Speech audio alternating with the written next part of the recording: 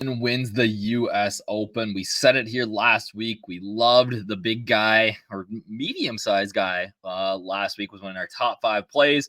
What a great U.S. Open. Fantastic watch. Loved Pinehurst. Loved the challenge. But we got another challenge this week, the Travelers Championship. And we got you covered here with the 555 PGA podcast brought to you by the boys over at DFS Army. Let's go.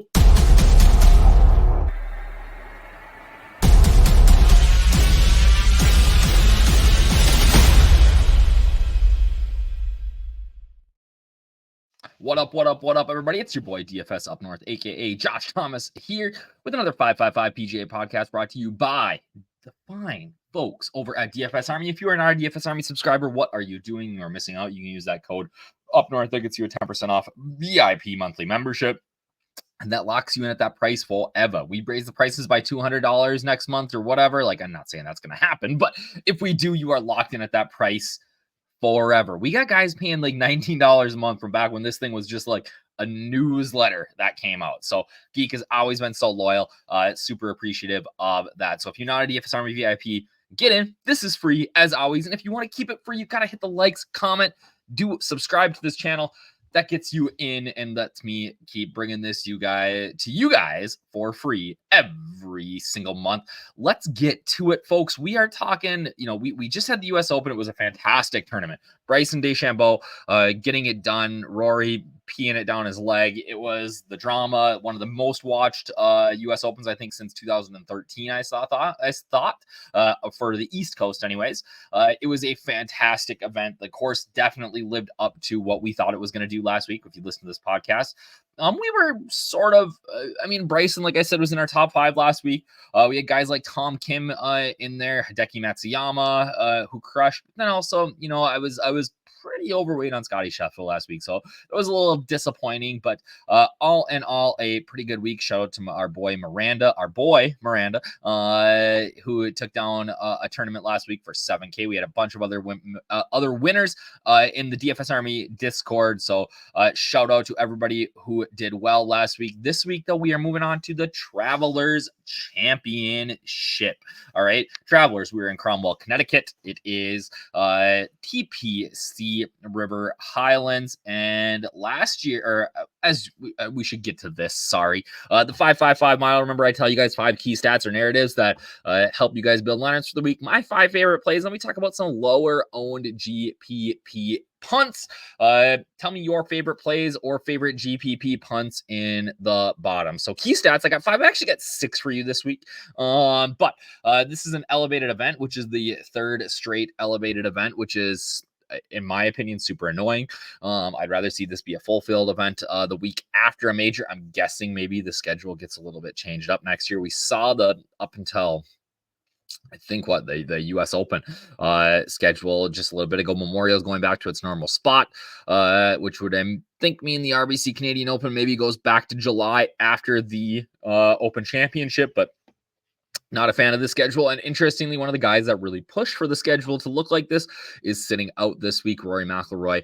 I mean, understandably, he's golf sad, as my friend Jeff Feinberg says. He obviously a heartbreaking loss, 2 short misses, but I'd like to see him here, especially you're a guy that kind of pushed for these things to happen, but he's got a lot going on in his life right now beyond the golf too. So understandable on that aspect. But he was also one of the biggest critics of this event last year. He finished 8th and talked about how this course is just not appropriate for the tour anymore. So one thing that they've done is they have tried to make it more tour ready.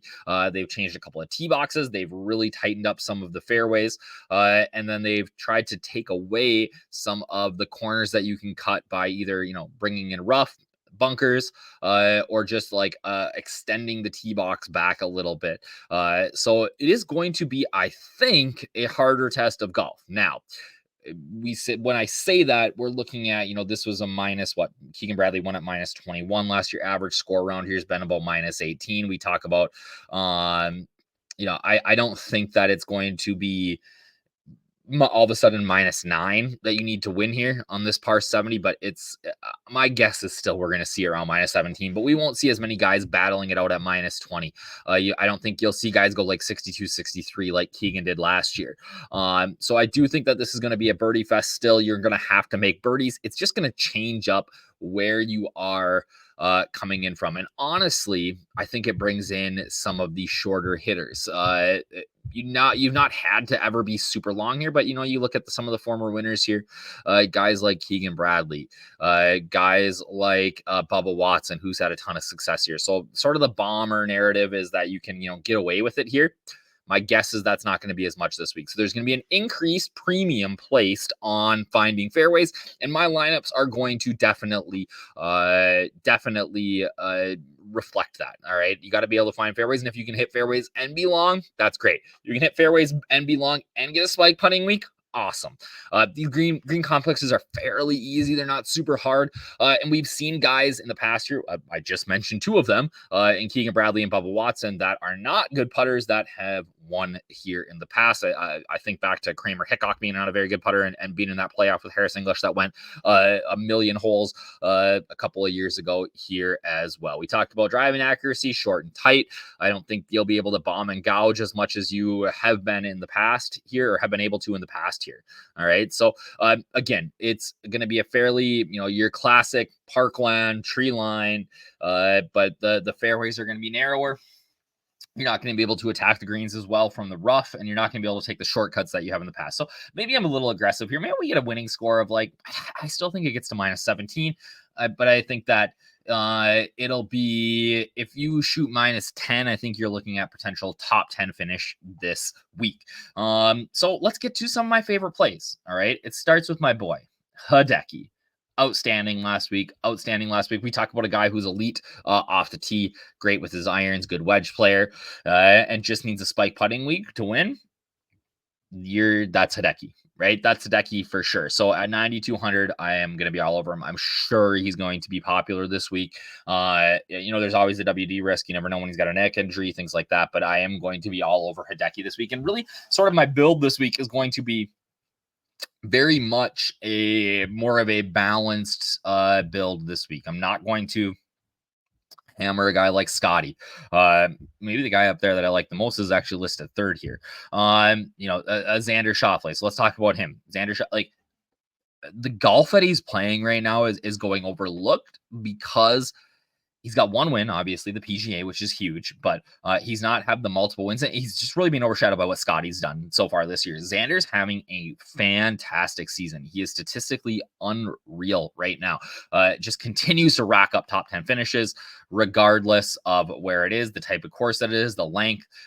So I'm really high on Xander. Another guy that's playing really good golf right now is Sam Burns.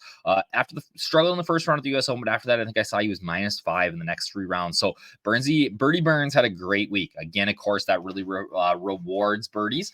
Don't love the POA overseed for Burns. He's more of a, but he's played well on bent grass this year, which is, so his game's coming around. All right.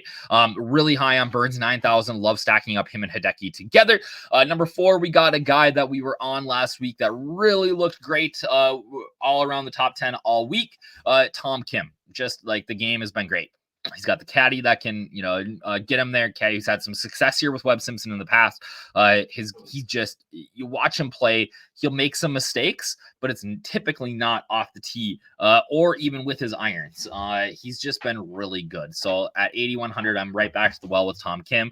Again, I feel like I'm giving it away here, but a Hideki, Burns, Kim, 1, 2, 3 is a way that I am building this week. And then finally, another guy who's had a great season. We talked a bit about him last week. A guy who has, traditionally been one of the better iron players. You could go back even further. One of the best putters. He's kind of had these I'm gonna hit it really well. I'm not gonna putt well. I'm gonna putt really well. I'm not gonna hit it very well.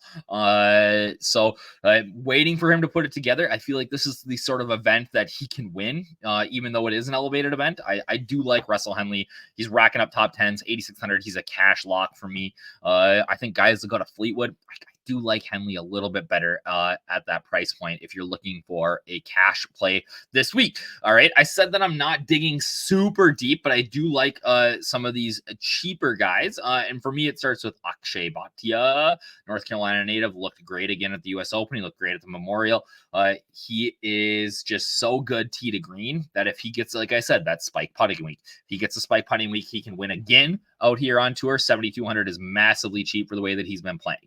Taylor Pendrith, we talk about guys that are long and can find fairways with their driver. He is one of them, but also then you look at where these forced layups, he's hitting, he can hit a shorter club to find the fairway, and then he's going to be able to hit a shorter club into these greens, coming in higher, being able to attack it. I do like Taylor Pendrith quite a bit here, 7,200.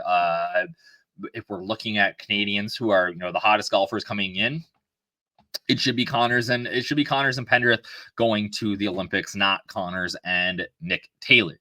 Lee Hodges has been my boy for a long time. I thought he'd be about 7,000 this week, 6,400 on DraftKings, super cheap on FanDuel at 7,500. Just makes tons of sense here, Lee Hodges. So if you are playing like a Scotty, you're playing a Xander, you're playing a Colin Morikawa, a Ludwig Ober, all great plays. Another guy that's cheap that I'm finding in my lineups that I build like that is Emiliano Grillo, who has put together some solid tee to green performances and had some decent putting, good history here. And then finally, my boy Billy Ho, who has been just outstanding lately, continuing to play great golf no matter the venue.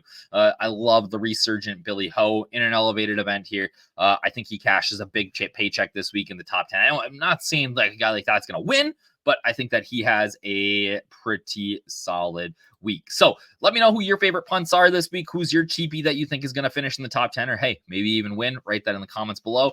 Make sure you like and subscribe. If you are not a DFS Army VIP, you can use that code up north that locks you in for 10% off for life, baby. And yeah, that's what I got this week. If you want to know who I'm fading, guys that I'm going to be underweight on, things like that, you got to become the DFS Army VIP so you can read my cheat sheet. All right. I'm giving this stuff out for free, but the real goods are behind the paywall there at DFS Army, and you get access to everything else if you get that VIP membership. So again, it's your boy Josh Thomas, aka DFS Up North. Peace. Have a fantastic week, and we'll chat with you guys next week.